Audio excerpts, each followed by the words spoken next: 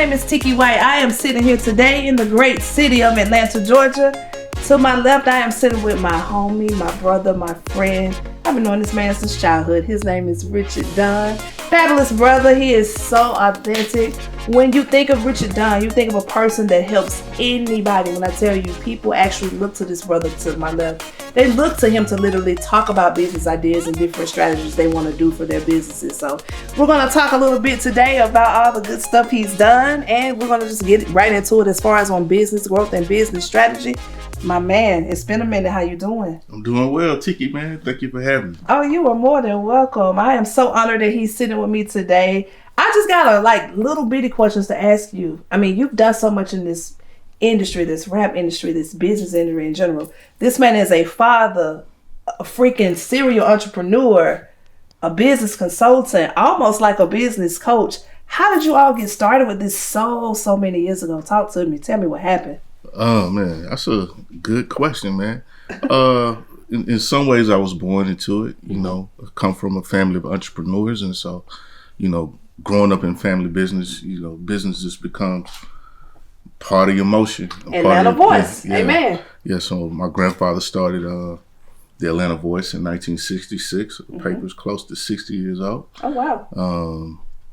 And, you know, we also are in real estate development space as well. Yep. And so between, you know, my grandfather, J. Lloyd Ware, my aunt, Janice Ware, had some, you know, real mentorship at home in terms of just what to do in terms of how to conduct business, grow business, scale business, and then, you know, even leave things in place for the next generation to run. And in a lot of ways, that insight and that access, my friends and family, friends of mine, I guess, you know, would often ask me, you know, what they were doing, and I would kind of interpret it, and it developed into a thing. And so that's here we what's are. Up. Here we are many years later. Yeah. So talk to me about everything that you do in your day-to-day, man. You are a major player in your family's business at Atlanta Voice. What does that day-to-day look like for business owners that are listening today?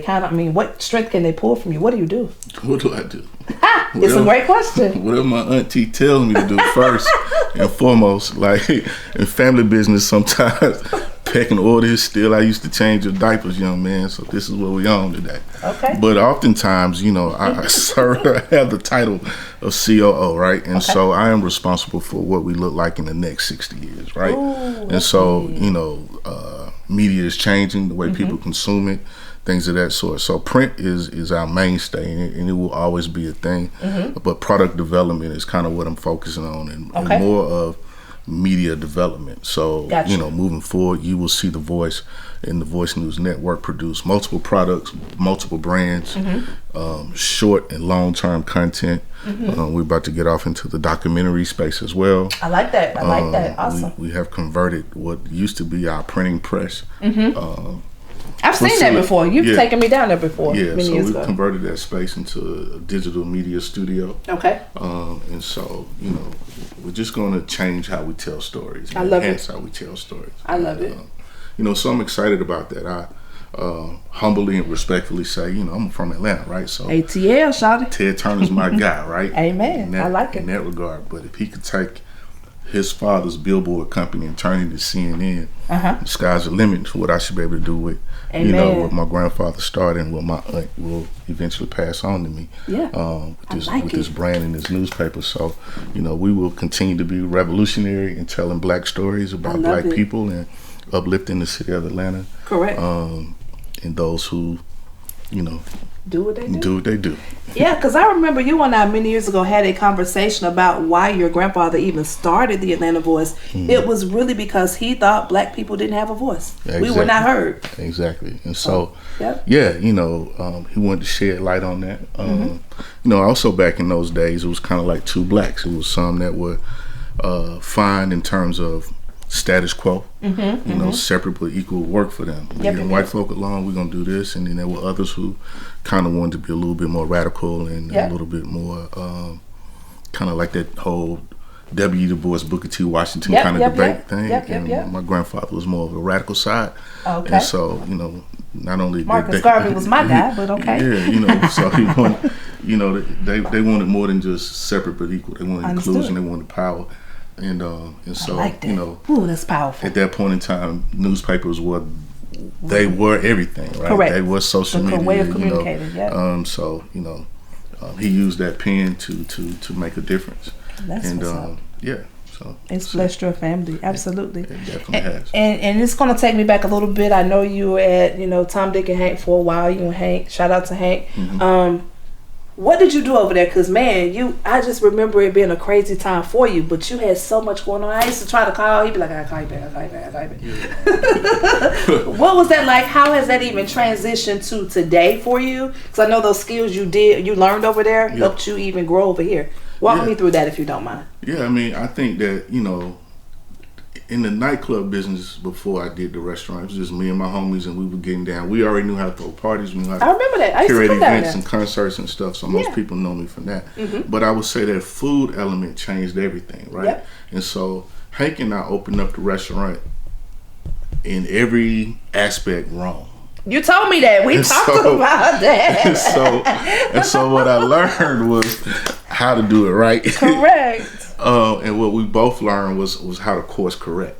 I love it. And so once we figured out how to course correct and get on the same page about what it needed to look like, that was like a PhD in business, man. I tell people all the time, if you can master the restaurant business, you can master anything. I'm telling you, because you're gonna work a lot of hours. Yeah, and it's so many moving parts and so many personalities in order to execute food properly. From the hostess to the dishwasher. Yep. And everybody's of value and everybody's positions matter. Nobody holds an insignificant role in that type of business. And so you learn to appreciate your team. You learn to recruit your team. In the nightclub business, you can get away with just putting a pretty face behind the bar. That's true. That's because sexy sales. Sexy sales some liquor, and I'm from the sexy sales era when I was doing nightclub stuff. But but customer service and ability to communicate and resolve issues, and especially with Yelp and all those things hindering whether or not your business is going to be successful. So people reviews, all of that stuff. So people who know he's smart, y'all. I'm telling you, he's smart. Conflict resolution, and there's so much to it, man. And so I learned so much about myself. I learned so much about business. I learned so much about systems and teamwork. And that's helping you today put it all together to navigate how we are now trying to help people grow and scale their business. Absolutely. And then another thing is like, it's one thing to develop a concept, and if you get lucky, you'll last more than a year. That's true. So when you're looking at investing in business, why not invest in the brand that's established and well on its way and has proven concept model, to make other people millionaires or successful, man. So I like the franchise concept for that. I love it. It's a smart investment. I love it. And this man has his hands so busy in so many different things. I mean, the creative space is the space for Atlanta, Georgia, in case you do not know. I can even think of something right now that you're into that I just heard about. Rise. Talk to me about what that looks like, what that is. Creative minds, you need to listen. Yeah, so I was fortunate enough to kind of be a part of a group called Rise Creative Village. And it's our version of Atlanta Tech Village. So if you think of a co-working space, incubator, and accelerator, but for the creative economy, that's what it is in a nutshell. And we're able to acquire some property over in Southwest Atlanta. We bought the old Arkwright Elementary School. I know where that is. We are in the middle of the first phase of construction. And so when we finish that building or that development in its totality, we'll have studio spaces, it'll have office spaces, it'll have performance spaces. We're going to touch all dynamics of creativity from technology, AI, and artificial intelligence. That's the new world. Film and TV, music. There's even their culinary component to what we're doing. That's considered. We consider that creative. It is. You were in that space at one point. Yeah. We'll talk about that. Fried some chicken a day or two. There you go. And then, we also were fortunate enough to get the space rezoned for residential as well. So that's we pretty cool. Do some affordable housing over there. So man, kind of looking at the big creative space. as a whole. We have roughly 5 acres or so over there. So we got a lot of land, and A lot of space to do a lot of things. Wow. So in the future, I know you'll give us a little bit more information. How can people tap into this? I heard you say this was the beginning spaces or the beginning stages of construction. Yeah. What are you looking for from the people from that, if I can just ask you? I mean, infrastructure is important in all industries. Absolutely. And for as creative as Atlanta has been, in a lot of ways it lacks infrastructure. That's true. And so, this is a legacy play for me. I was able to sustain myself in the music business, but yes. always having to go to New York, LA, Nashville to get real checks. And so I know. to be a part of a team that can put something that looks like infrastructure in the city was important to me. And so I think awesome. that is what ultimately it does, man. It offers some infrastructure. Okay. Yeah. We're talking about, speaking on infrastructure, I like to use the word of being intentional about creativity, being intentional about business development, being intentional about growing your business if you have a concept. Do you know anybody right now that you've helped do anything like that lately? If not, it's okay completely. Let's just say I've never been stingy with information. I know you'll give it. He will introduce you. I will give. Man, what you say? Yeah, I don't mind sharing my contacts. I love it. I don't mind sharing my relationships, and I don't mind pointing people in the right direction. Correct. When it comes to resources, man, I think that we live in Atlanta, and if you really understand Atlanta's history, yep. especially when it comes to Black people, yep. collaborative efforts and collaborative economics was the way. Yep.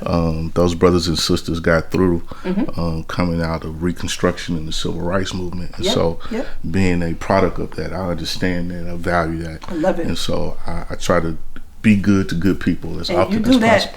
I mean, for real, he really does be good to good people, for real. We're talking about business growth and business expansion in general. That concept is just so big to me because I am on the side of business entrepreneurship and business development from just kind of like the restaurant field right now, and I have a lot of concepts going on. You were in the restaurant industry. Tell us about how that was for you, if you can remember those good times. They're hard to forget. Man. Yeah, so, I've had a vast background in the nightclub space, right? Yes, you have. And so I understood marketing, and I understood management of staff, and I understood, alcohol control in terms of selling liquor, things of that sort. But my good buddy Hank Johnson, he's a hell of a cook, man. Yes, he is. Those ribs off the chain. And he came up with this dope menu and this dope concept. And Tom, Dick, and Hank, by the way, ladies and gentlemen. And so, Hank was banging it out in the kitchen, and I was trying to do all things outside the kitchen. Okay. And it was a great marriage. Hank and I go way back, even before he even moved to Atlanta. I knew Hank from Athens. My father lives down there. And his aunt and my father used to work together. So Hank and I have been friends for a long time. And so, it was just natural progression of our relationship. And, we were able to launch a brand and launch an entity that's going to be a staple in this community for a long time. Yeah. And it's 2 locations that I'm aware of. Yep. So that's what's up. Yeah. The one in College Park and the one on Ralph David Avenue, the rooftop. I like it. It's nice too, guys. So visit if you haven't.